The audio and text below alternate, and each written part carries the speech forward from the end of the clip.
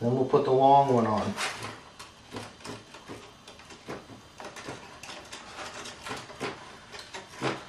Right about there.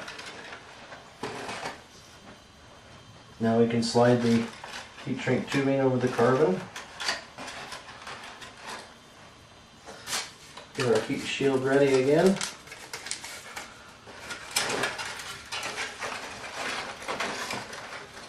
Like so. Get our CA and our wire. The lighter's ready. A little bit of CA on the carbon.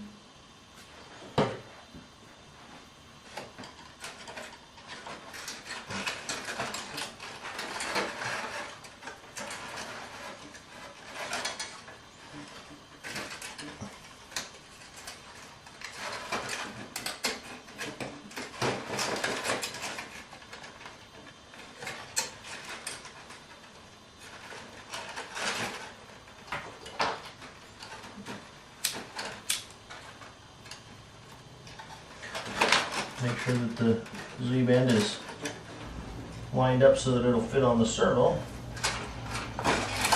In order to fit on the servo, it has to be like so.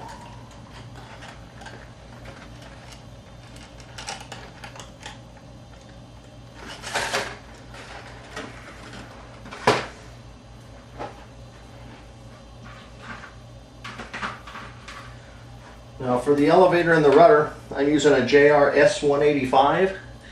It's about a 12 ounce servo, 12 ounce of torque servo, 6 gram in weight.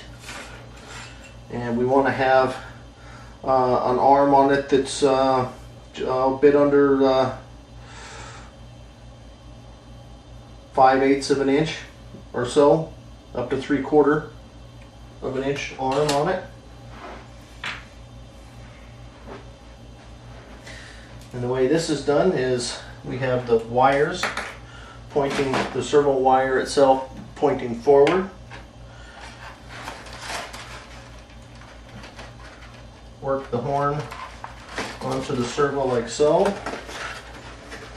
And we're doing the rudder here. Be careful setting the wingtip down on the table. It's good, it'll flex. Kind of have to hold this up in the air. It's a little bit tricky, but kind of like to hold it like that. And I'm holding the fuselage and then I'm pushing the servo up toward the wing. I can kind of work it back and forth a little bit as I look at the rudder. Press it toward the fuselage. Line up the rudder. Everything's starting to get lined up. Once you're comfortable with the lineup on this thing, like so, everything looks good. Standoffs aren't interfering in any way, they're just loose on there. Then I'll go ahead and take a pencil and kind of put a mark around the servo. A little lightweight mark. Don't scratch the foam too deep. And then I can move the servo out of the way. Put 4 or 5 drops of foam safe CA on the wing and the fuselage side. Rotate the servo up like so. Put just a drop of the accelerator on the servo. And you gotta be real careful. This is gonna be like contact cement. And once it goes on, it's on permanent. We'll line everything up. Everything looks good. The rudder looks straight. Real carefully.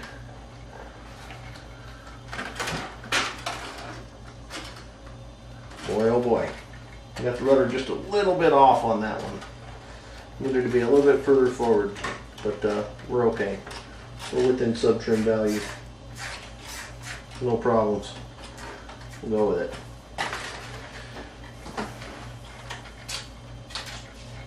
If you did get it wrong and it's off too far, you can take a putty knife or like a thin ruler here, very thin steel, and just work it underneath the servo and the foam, and you can pretty much cut it off cleanly. As you can see, these servos have been mounted on an airplane prior, and it's got a little foam on there, and that's how I remove them. Alright, as far as these standoffs go, you kind of want to split the difference in length This one's going to go right about in this area here.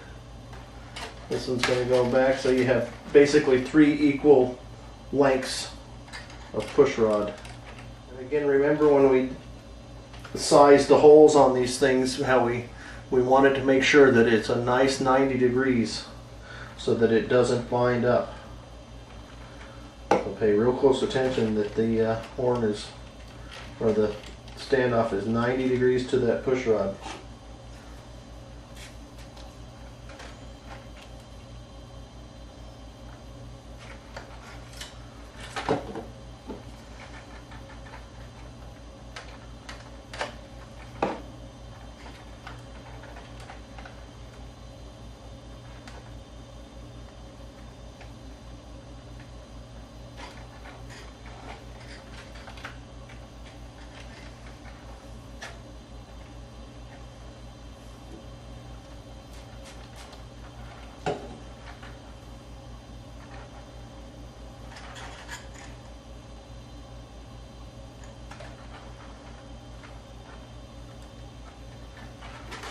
Looks good.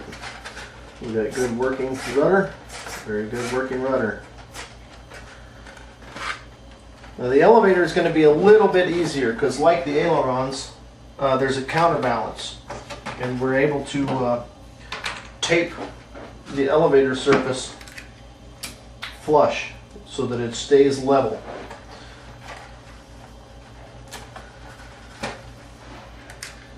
The rudder really has no counterbalance to really tape, so we're kind of stuck by going to the marks we place on there.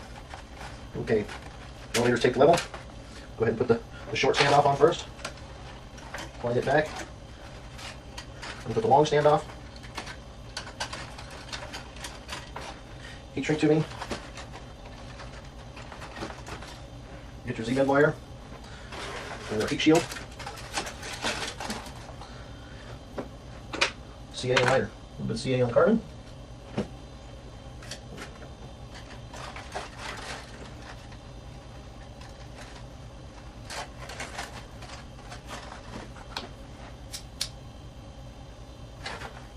Looks good. The other servo.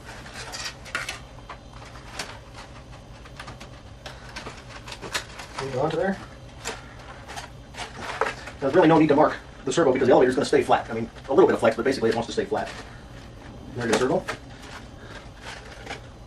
Back to the regular foam. Go back to the foam safe. Couple drops. And put the servo up. A little bit of spray on there. Oops. Pop out of there. And everything looks good. Okay. No tension on anything. There we go. Want to make sure it's all the way up against the wing. And it wouldn't hurt to put maybe a drop or two on the outside edge. Just make sure, try to stay away from the slit on the case so you don't get any glue into the gear train. I've had that happen a couple of times. One solution to that might be to get some very thin tape, probably maybe some masking tape on the back side of it, or very thin tape. And you want to glue to the plastic. You don't want the whole thing taped because the tape's probably not going to stick to the servo, but you might be able to put heat shrink tubing over the servo and then glue the heat shrink tubing to the foam. And then when you want to remove the servo, you can just cut the heat shrink tubing and you get a nice clean servo off of there. Those are some options that you have. But I just glue the servos on, and I've had no problems taking them to the next airplane. Just scrape them off like I showed you with a scraper, paint scraper, sand off the extra foam, and they're ready to go on the next airplane. Okay, we got good elevator movement here. No problem. Now we'll go ahead and line up our standoffs and do just like we did with the rudder. No binding. Make sure it's good and straight. 3 equal distances.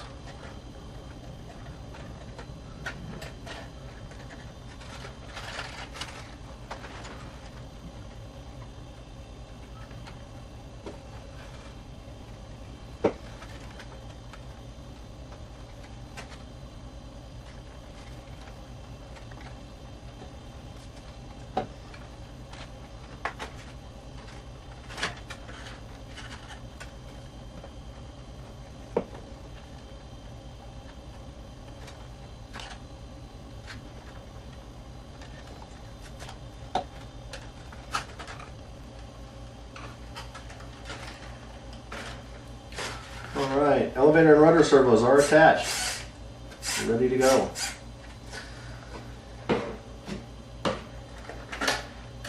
Okay, guess we can do the